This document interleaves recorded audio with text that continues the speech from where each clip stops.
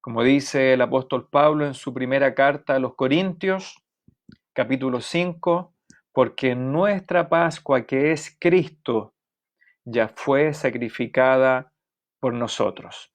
Esperando nuestra Pascua. Ya este es el domingo anterior a lo que será nuestra Pascua de Resurrección el próximo fin de semana. Así que estamos a portas, estamos en el umbral de comenzar esta Semana Santa, como se le conoce popularmente, para nosotros la Pascua de Resurrección. A propósito de eso, hemos querido estar cada día preparándonos desde la perspectiva bíblica para poder comprender qué es lo que hizo Dios Padre, Dios Hijo y Dios Espíritu Santo hace 2000 años en una fecha semejante.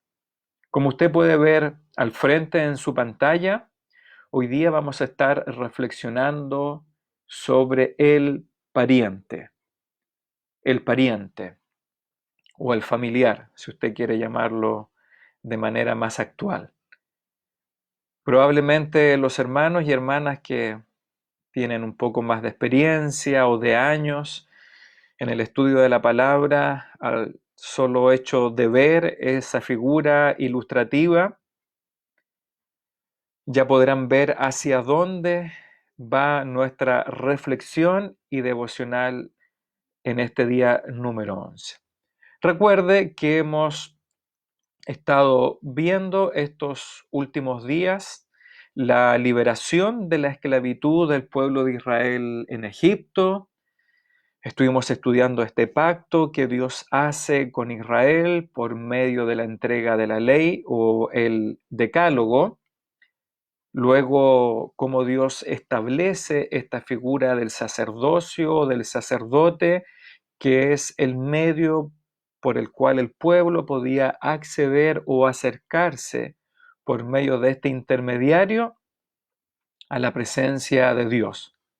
La construcción del tabernáculo también estuvimos reflexionando en esta tienda o este santuario portátil. Posteriormente, el pueblo de Israel se enfrenta a 40 años de peregrinaje por el desierto, para luego entrar y conquistar la tierra de Canaán por medio del liderazgo de Josué, y finalmente la tierra prometida y todo lo que esto significa, la post-conquista bajo el liderazgo de estos jueces o gobernadores o líderes tribales que estudiamos y reflexionamos el día de ayer, que lo ilustra esta imagen que nos turba un poco, que nos inquieta, porque efectivamente es el pueblo de Dios el que adopta las costumbres paganas, idólatras e inmorales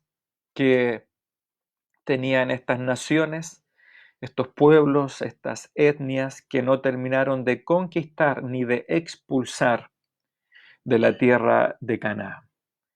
Hemos estado por lo menos viendo 2 días un poco cabizbajos y tristes por la condición en la que se encuentra este pueblo de Dios.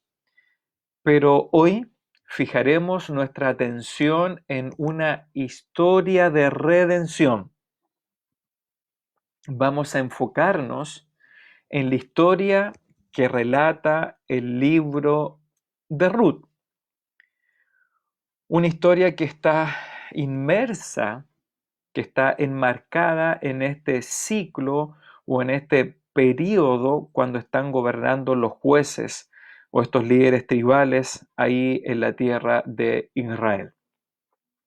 Si ayer, hermanos y hermanas, si ayer vimos el ciclo que se repite y se repite hasta la decadencia, hoy veremos un ciclo que se rompe y asciende hacia la virtud y la redención.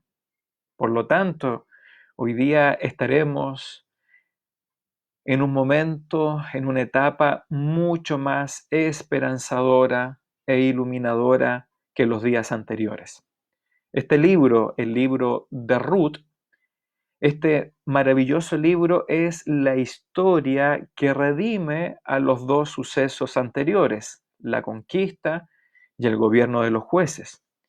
El fracaso de la conquista de Canaán y la decadencia y la inmoralidad del período de los jueces son eclipsados totalmente por este relato de amor y redención.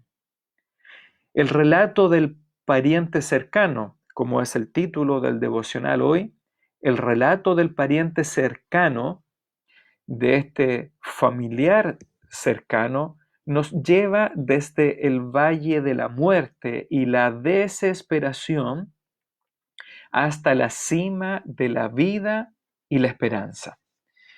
En el libro de Ruth, que es el nombre de la protagonista de esta historia, en el libro de Ruth emprendemos un viaje de la hambruna a la abundancia, del exilio al hogar, de la muerte a la vida, del dolor a la sanidad. Iniciamos acá un viaje de la amargura al gozo, del rechazo a la bienvenida. Si en otros sucesos hemos presenciado a los hombres en un viaje del polvo a la tierra, después de todos estos fracasos, aquí mismo en este libro de Ruth, contemplamos a una familia viajar del polvo a la gloria por la gracia de Dios y por medio de la fe de sus protagonistas. Si en el ciclo de los jueces vimos lo peor de un pueblo sin Dios, en esta historia de Ruth y de Booz, contemplamos lo mejor de un pueblo con Dios. En esta historia, además, a propósito de lo que ha sucedido este año y el año pasado, en esta historia de Ruth y Booz no hay espacio para feminismos ni machismos. Al contrario, es en esta historia donde resplandece la femineidad y masculinidad inspirada por el Creador. Así es, si tuviésemos que ilustrar y representar lo que significa la femineidad bíblica y la masculinidad bíblica, es aquí precisamente en la vida y el carácter de Ruth y en la vida y el carácter de Booz. Este libro es considerado por los eruditos de todo tipo, del lenguaje, de la lingüística, de la historia, de la poesía, es considerado este libro como la pequeña joya de la literatura judía, de la literatura bíblica. Efectivamente, es una joya literaria. En estos 4 breves capítulos se desenvuelve una historia apasionante, vertiginosa, de amargura, de gozo, de escasez, abundancia, de rechazo y posteriormente de amor. Aquí el género narrativo hebreo se remonta a una de sus más elevadas cotas artísticas. Podríamos hablar abundantemente de esto, pero lo dejaré hasta ahí. Este libro lleva al lector en su primer versículo a la época violenta y convulsiva de los jueces, que ayer estuvimos estudiando. Mire lo que dice Ruth, capítulo 1, verso 1. Aconteció en los días que gobernaban los jueces que hubo hambre en la tierra. Así que el autor de este libro de Ruth nos contextualiza inmediatamente en qué momento sucede esta historia de redención y amor. O podríamos decir, este relato de amor redentor. Y esta luz, esta lumbrera, sucede en medio de estos tiempos oscuros, violentos, convulsivos, cuando gobernaban los jueces en estos ciclos de decadencia. Aquí podríamos distinguir nosotros a tres protagonistas principales. Noemí, una mujer; Ruth, otra mujer; y Booz, un varón. Para poder resumir la historia, y le dejo a usted la tarea posterior para leer estos 4 capítulos y maravillarse y disfrutar de esta lectura poética y redentora, aquí estamos en la tierra de Belén, que no es casualidad, porque justamente siglos después, en Belén, nace el futuro redentor del pueblo de Israel y de la iglesia. Pues bien, en este lugar de Belén, en esta aldea, es donde comienza nuestra historia. Al principio vemos a una familia típica judía allá en Belén, que producto de la hambruna, de la escasez de alimentos allá en las tierras de Israel, ellos migran a la tierra de Moab, que era una tierra gentil, extranjera, ¿ya? Y este hombre, este varón, este patriarca, va con su esposa Noemí y con sus 2 hijos varones, ellos emigran. Y allá en la tierra de Moab, en esta tierra extranjera donde encuentran alimentos, estos 2 hijos varones encuentran a 2 mujeres moabitas con las cuales contraen matrimonio. Y una de ellas es nuestra protagonista, que es Ruth. Producto de otra hambruna, de otras dificultades, allá en el extranjero, en la tierra de Moab, Noemí, la mamá, queda viuda y posteriormente los 2 hijos varones también fallecen. Así que nos encontramos con un marco de amargura, de dolor, de tristeza, de escasez, porque tenemos a una viuda mayor con sus 2 nueras que también quedan viudas. Y hay un momento crítico en esta historia dramática, porque encontramos, como lo dice acá Ruth, capítulo 1, versículo 15, cuando Noemí toma la decisión de regresar a Belén, allá a Judá, para tratar de alguna manera de reiniciar su vida. Y Noemí le propone a sus 2 nueras que se queden en la tierra de Moab y rehagan sus vidas. Y dice así el verso 15 de Ruth 1. Y Noemí le dijo a Ruth: he aquí tu cuñada se ha vuelto a su pueblo y a sus dioses, vuélvete tú tras ella. Orfa, que era una de las nueras, ella toma la decisión de regresar a su tierra pagana, idólatra, y a sus dioses. Y Noemí le hace la misma invitación a Ruth y le dice: devuélvete a tu tierra, a tu pueblo y a tus dioses. Y aquí nos encontramos con una de las más maravillosas confesiones de fe en la Escritura. Y así le dice en el libro de Ruth, capítulo 1, verso 16. Respondió Ruth: no me ruegues que te deje y me aparte de ti, porque a donde quiera que tú fueres, iré yo, y donde quiera que vivieres, viviré. Y mire con letras grandes ahí al frente de su pantalla: tu pueblo será mi pueblo y tu Dios mi Dios. Ante la encrucijada delante de Ruth de volver a sus dioses, a sus ídolos, a sus costumbres, versus migrar a una tierra nueva, a un pueblo nuevo, a un nuevo Dios, ella toma la decisión de fe y confiesa: tu pueblo será mi pueblo y tu Dios mi Dios. Este es el momento crítico el clímax, podemos decir, de este primer capítulo. Pero mire en el capítulo 2 lo que sucede. Dice el versículo 1 y donde viene el título de nuestra reflexión. Tenía Noemí un pariente de su marido, hombre rico de la familia de Elimelech, el cual se llamaba Booz. En pocas palabras, déjeme decirle que en el pueblo de Israel, en su legislatura, en su cultura, en sus tradiciones, cuando una mujer quedaba viuda, quedaba obviamente en una situación precaria.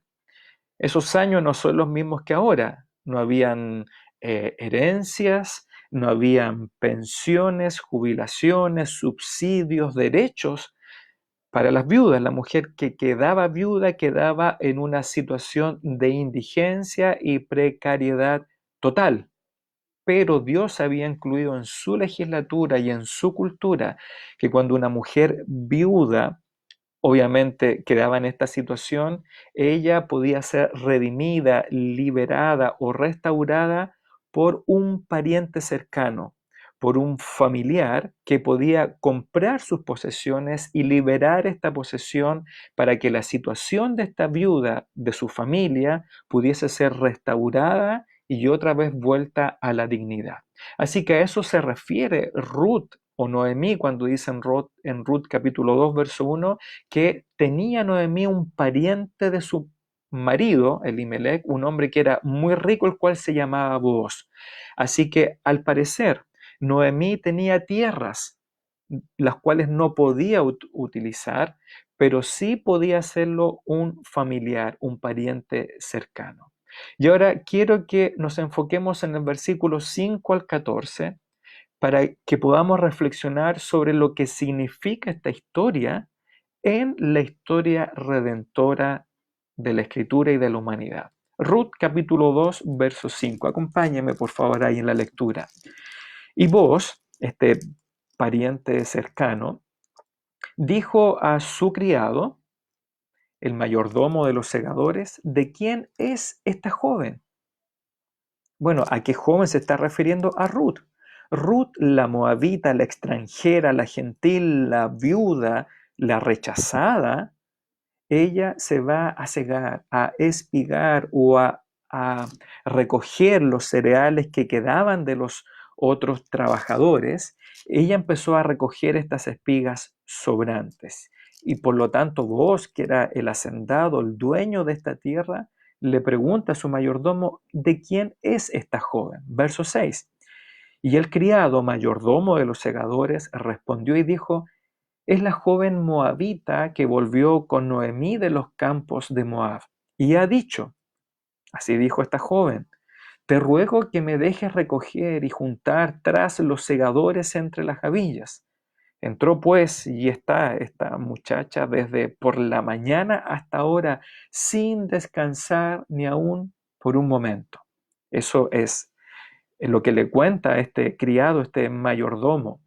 Entonces vos, verso 8, le dijo a Ruth, este varón, este pariente cercano de Noemí, le dice a la joven moabita, Ruth, oye, hija mía, no vayas a espigar o a recoger el grano a otro campo, ni pases de aquí. Aquí estarás junto a mis criadas. Mira bien el campo que siguen y síguelas, porque yo he mandado a los criados que no te molesten. Y cuando tengas sed, ve a las vasijas y bebe del agua que sacan los criados.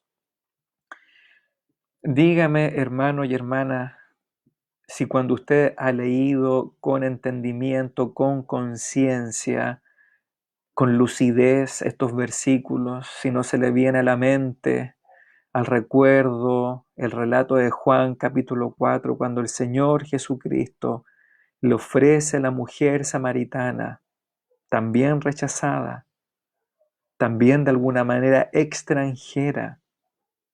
El Señor le dice, ve, aquí hay agua para que bebas, agua que salta para vida eterna. Bueno, continúo aquí en el relato de Ruth capítulo 2, verso 10. Ella entonces, Ruth, bajando su rostro, se inclinó a tierra y le dijo, ¿por qué he hallado gracia en tus ojos para que me reconozcas siendo yo extranjera? ¿Se da cuenta el reconocimiento, la humildad de esta joven moabita? Porque le dice a vos, ¿por qué he hallado gracia en tus ojos? Ella reconoce que no es un derecho de ella el haber sido aceptada en esta siembra, en este campo y que se le haya permitido recoger las espigas. No, ella sabe que es un acto de gracia de este varón adinerado, hacendado. Incluso reconoce que ella es extranjera. Versículo 11 de Ruth capítulo 2. Y respondiendo vos, le dijo, he sabido todo lo que has hecho con tu suegra después de la muerte de tu marido, y que dejando a tu padre y a tu madre y la tierra donde naciste, has venido a un pueblo que no conociste antes. Jehová, le dice vos, recompense tu obra y tu remuneración o tu recompensa sea cumplida de parte del Señor Dios de Israel, bajo cuyas alas has venido a refugiarte. ¿Recuerda usted la confesión, la declaración de fe de Ruth en el capítulo 1? Tu pueblo será mi pueblo y tu Dios mi Dios. Bueno, eso significa lo que dice aquí vos. Ruth ha venido como extranjera a refugiarse, a ampararse bajo las alas del Señor Dios de Israel.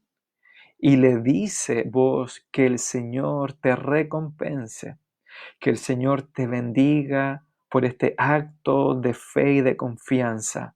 Como mujer extranjera que has venido a esta tierra nueva, has abandonado la familia, el lugar de donde viniste, tu cultura, tus tradiciones, tu religión, y diste este paso de fe.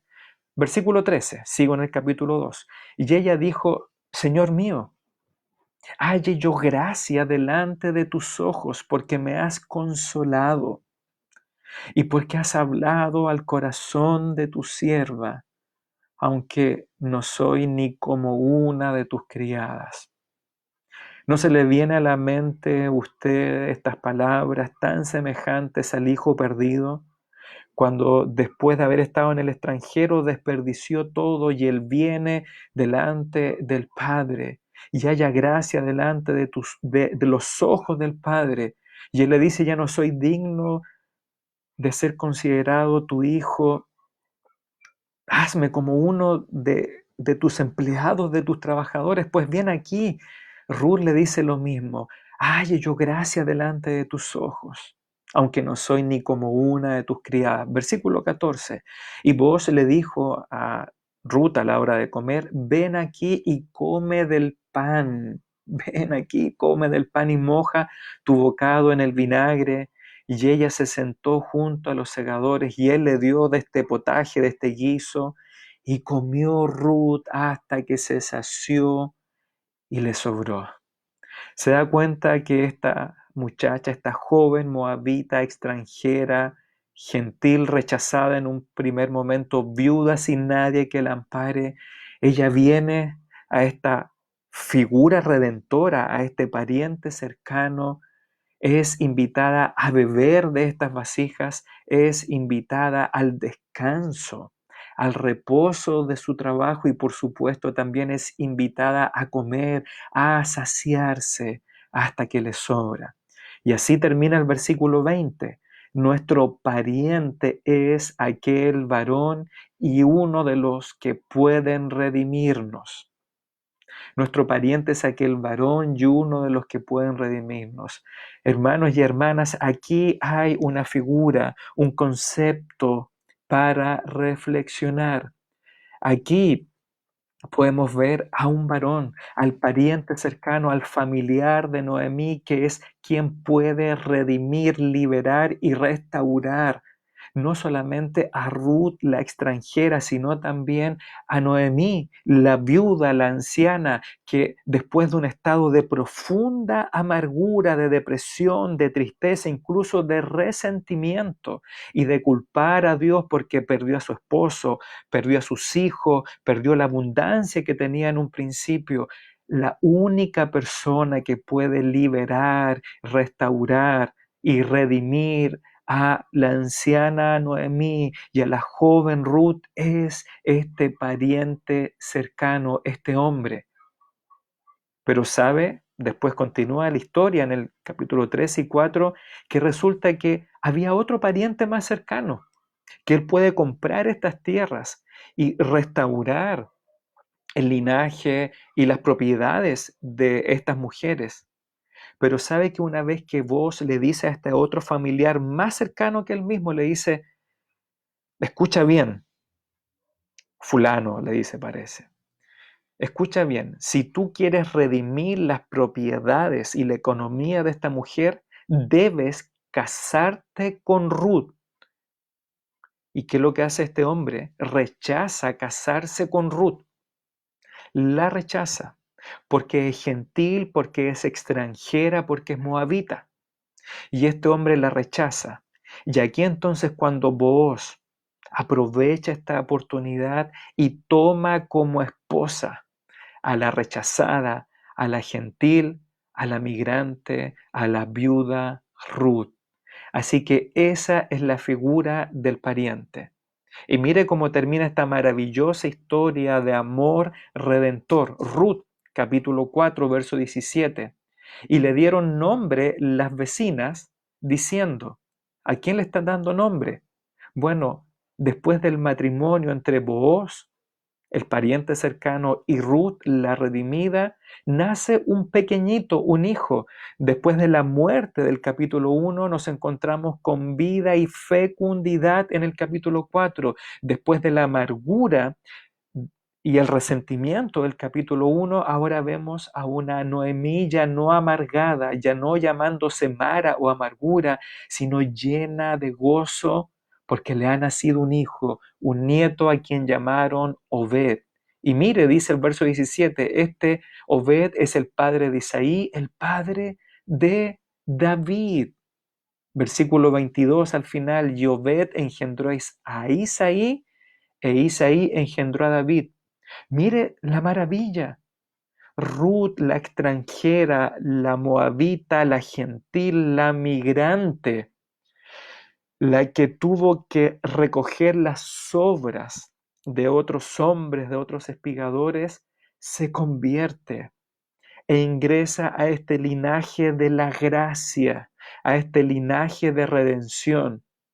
Si usted estuvo en nuestra iglesia en el mes de diciembre, usted recordará este mensaje que yo traje a la iglesia con el linaje de la gracia, que esta mujer, Ruth, extranjera, rechazada, migrante, gentil, ingresa a este linaje, es decir, ella se transforma en una de las madres del libertador del Señor Jesucristo por medio del linaje de David. ¿Se da cuenta?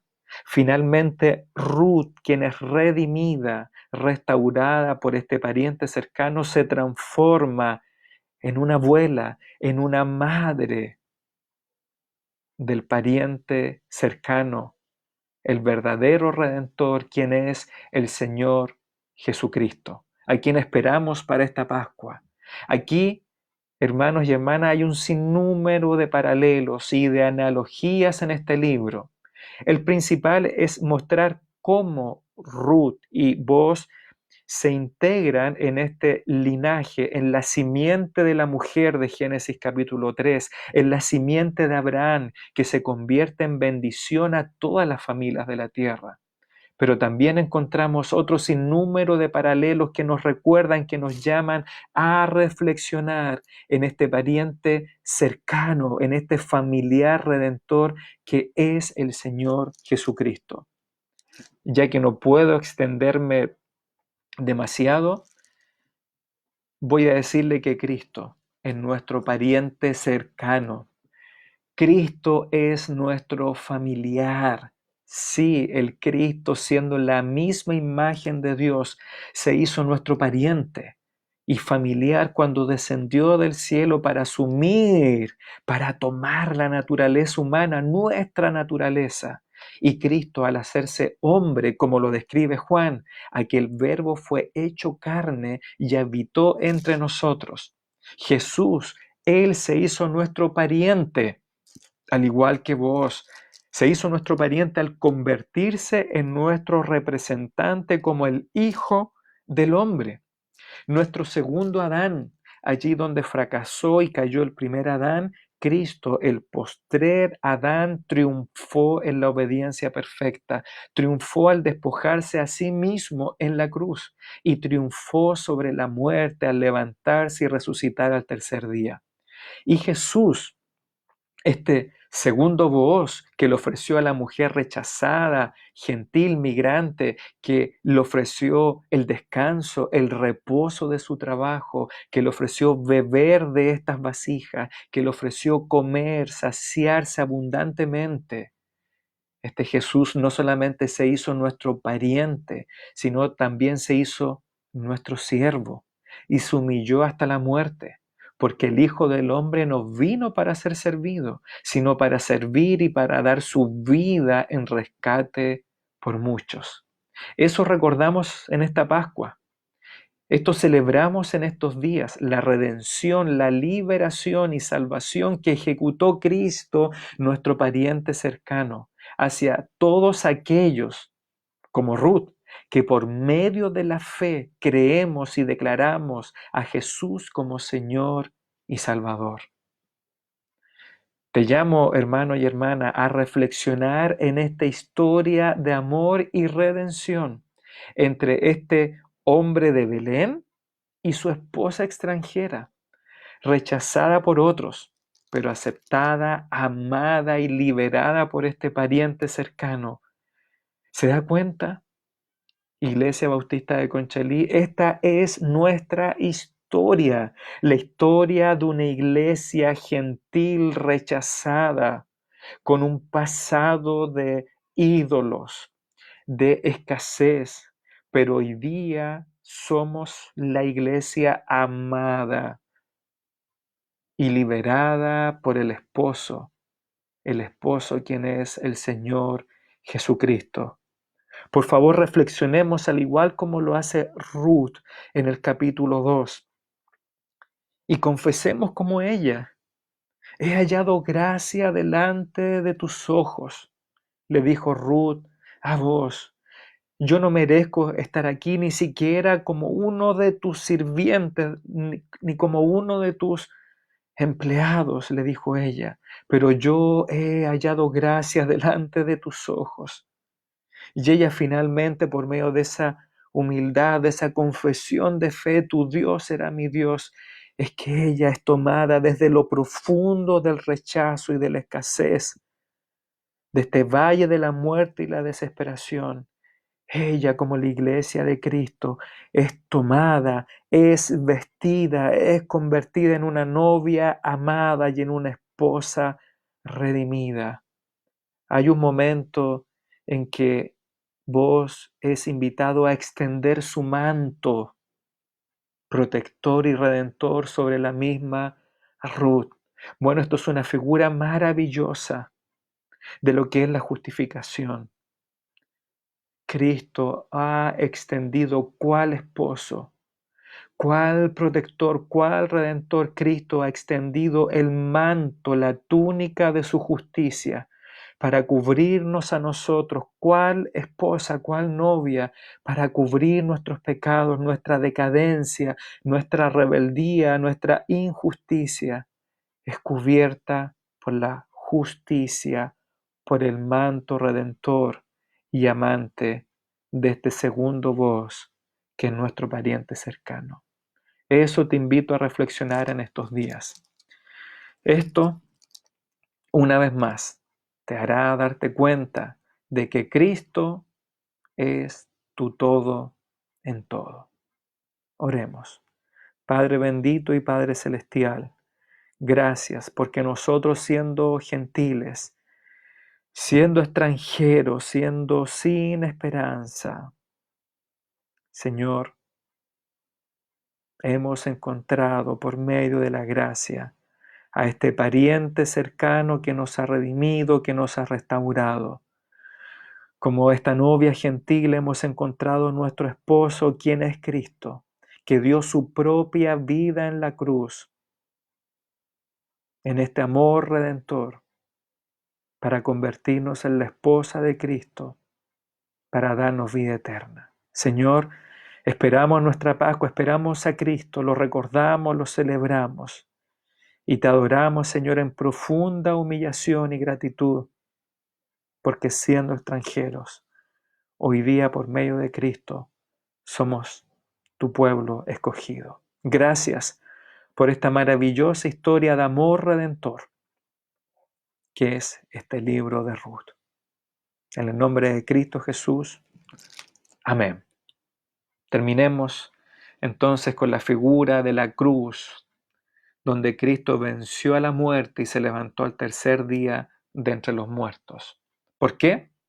Como lo dice ahí al frente en su pantalla para terminar, Él, Jesucristo, es nuestro pariente, nuestro familiar. Que Dios les bendiga y será hasta otro día. Buenas noches.